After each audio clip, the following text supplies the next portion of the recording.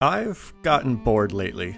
I was browsing Steam trying to figure out what to play just because the basic games that are out right now just aren't hitting that feeling anymore.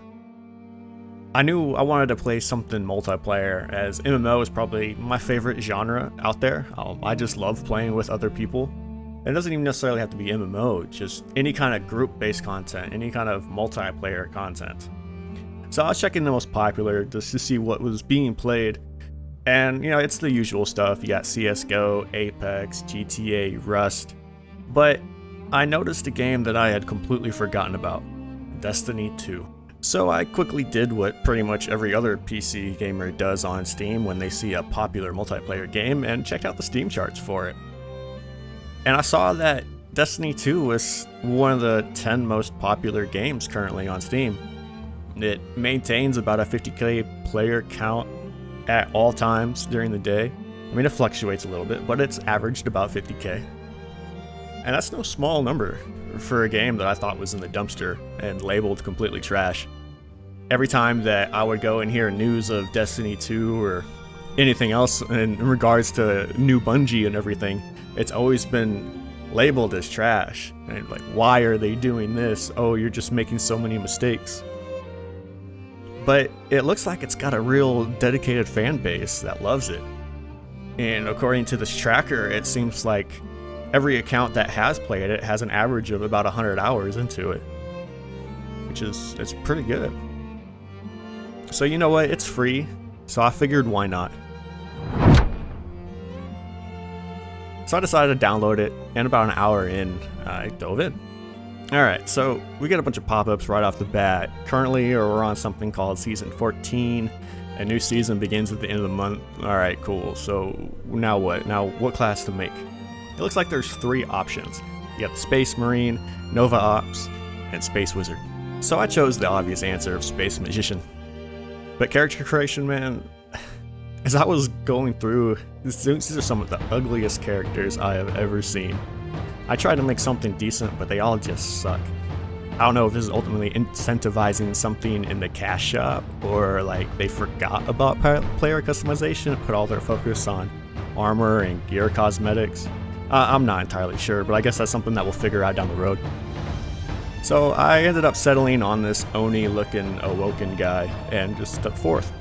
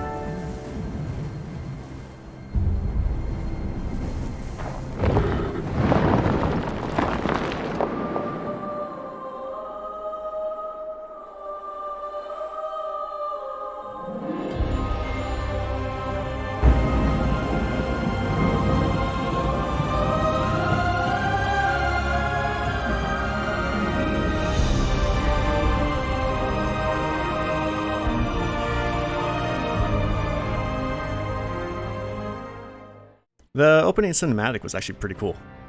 I'm not gonna lie, given a glimpse of an upcoming future where we finally land on Mars as a species, I forgot that I was actually into this, science fiction type of stuff. This Jesus Traveler is introduced, this godlike orb gives powers and miracles and stuff and completely changes civilization. Woo! Nothing, yeah. And then our player is resurrected in a place called the Cosmodrome in Russia. Right off the bat, I gotta say, this game runs really well and it just looks fantastic. I don't know if it's the art style or the engine or what, but it feels really optimized and it looks really good. And for something that you're gonna spend a lot of time in, for a game to feel good is a huge thing.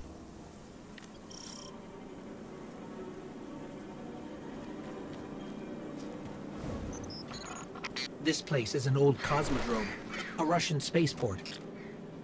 It's quarantined now, and quite dangerous, but our only way forward is through that wall.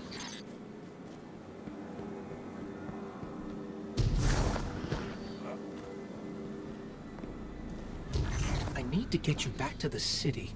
To do that, we'll need a ship. But first, I need to find you a weapon. Let's keep moving. Careful. They're all around us. It's a risk, but I'll get us more light. Hard military system, check. Frayed wires and rust, check. When I flip this switch, expect trouble. And gunplay seems alright so far. Yeah, I mean, this AR that I picked up doesn't seem any special, but it doesn't seem any bad either. It's functioning like a normal AR. And this shotgun that I picked up feels like an actual shotgun. Like, I hate to say that in this day and age, and it kind of sounds redundant, but a lot of the games that have been coming out lately and whatnot, when you get these kinds of weapons, they don't feel like they're supposed to. Then I cast my super. That purple orb flying through the air made concrete proof that Space Mage was the right choice for me. After all, let's be real. The Scion was the best class in Borderlands 2, so anything involving space magic, oh, that's just the cream of the crop, man.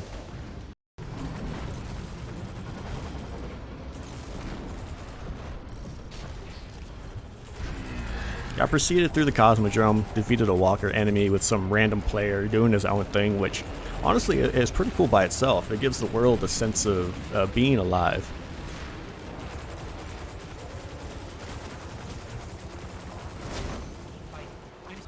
Thank the light. I didn't think we had other Guardians on patrol here.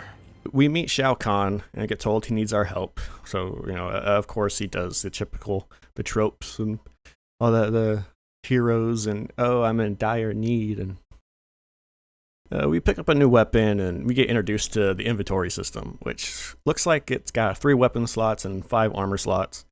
All of which are pretty normal, I guess, and a power system, which instead of a level system is how powerful you are based on your, power level that increases with the power level of your gear.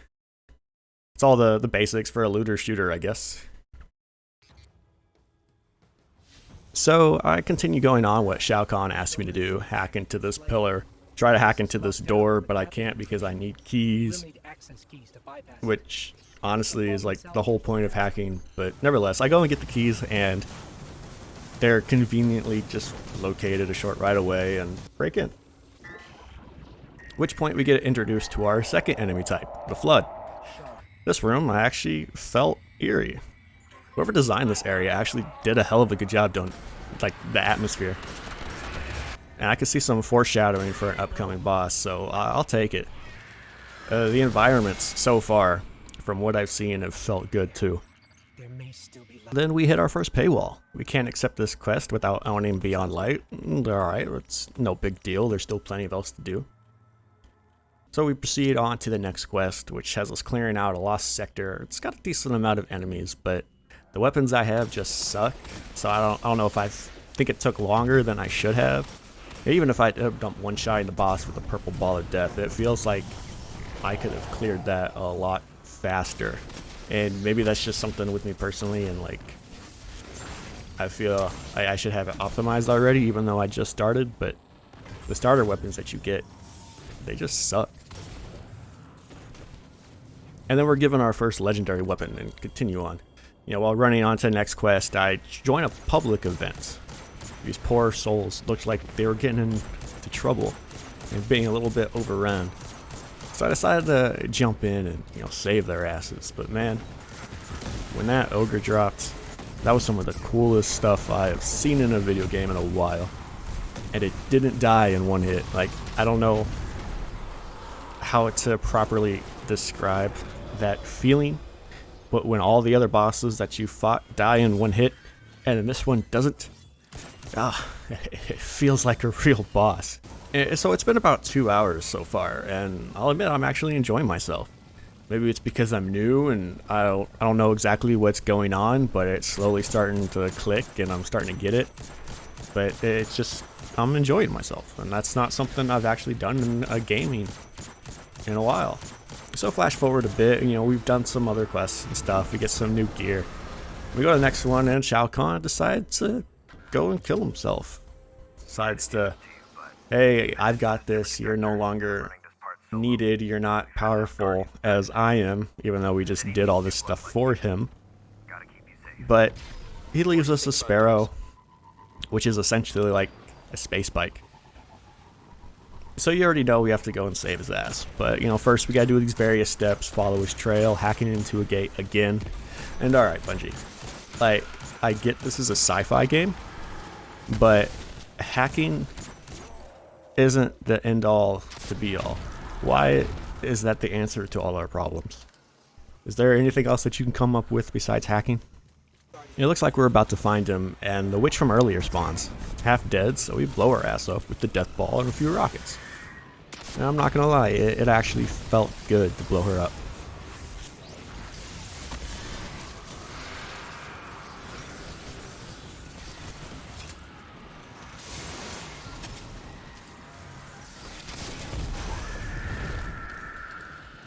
Shao did the cliche "I'm sorry" and tells me to go to a place called the Tower and meet everyone there and find work.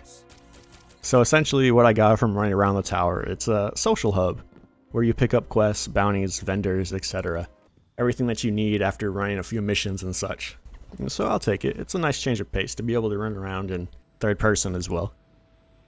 T'Challa gives us another mission to go complete a strike, which I'm assuming is this game's version of running like a dungeon. So I queue up and get thrown into one currently going on. And the party wipes. Yeah, that's a hell of a first impression. I don't know what the hell is going on, but it's okay because neither do they apparently. And there's no experience like figuring out yourself in a party where no one else knows what the hell's going on either.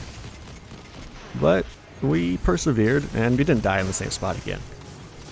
And Navoda spawned again, even though I thought I killed her the last time. In the last mission. But, that's fine. I guess I just wasn't really paying attention even though I thought I was. But, I'm fending off the other hive and my teammates just decide to abandon me. Literally.